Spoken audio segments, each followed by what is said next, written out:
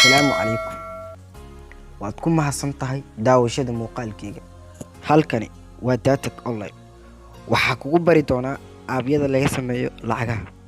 Sidoo kale website-yada laga sameeyo lacagaha.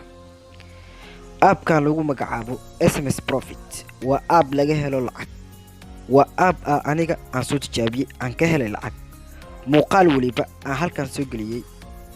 Maahan mid aan soo tijaabiyay. waa soo tijaabiyay app waliba ama website waliba aan soo dhigay YouTube-kayga waa mid aan soo tijaabiyay oo aniga ku soo qasaaray ama aan wax ka soo helay. Haddaba markii hore aniga aan soo dhibtoomay kadibna adiga ayaan 4 daqiiqo kugu fahamsiiyay. waa anigii 2 maalmood 5 maalmood ka badan app-kan la rafaadayay.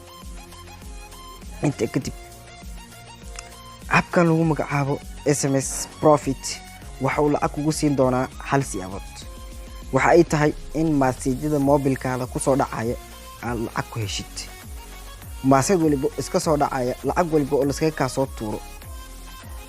waxaan ku hayaa fursad aad lacag uga sameyn kartid oo kaga faa'iideysan kartid.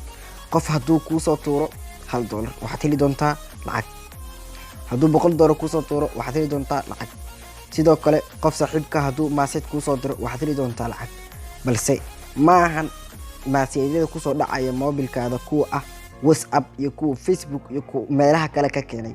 waa midka ku soo dhaca mobil SMS-kaada.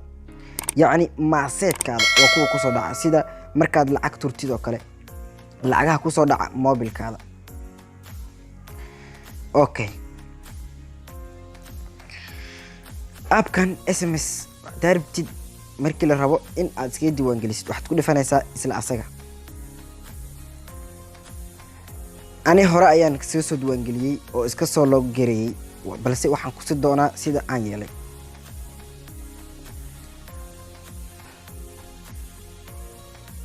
wejiga kugu horeeya app-ka wuxuu noqon doonaa sidan.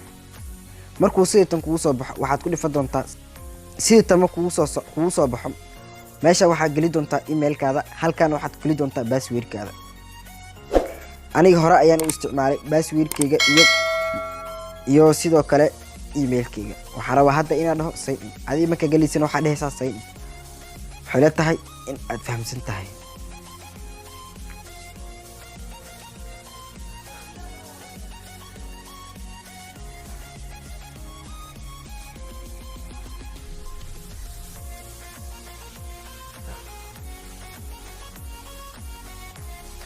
sidoo markuu app kugu soo baxo halkan wuxuu ku soo qaban doonaa maasajka ama SMS kugu jira mobilkaada kaarka yacni mobilkaada kugu jira.